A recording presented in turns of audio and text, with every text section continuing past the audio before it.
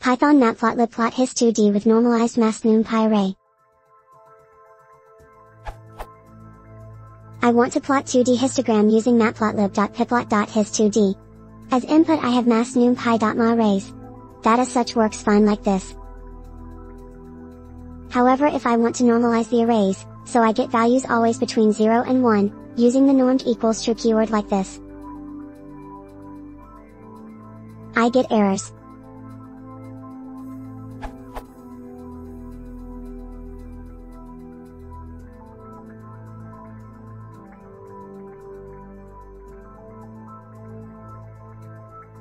Any idea how I can get round this and still get a normalized 2D histogram?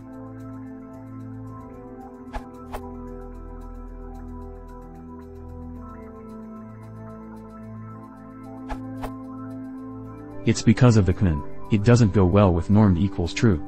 Removing cmin, or set it at 0, will make it work. If you do need to filter, you can consider using numpy's 2D histogram function and masking the output afterwards.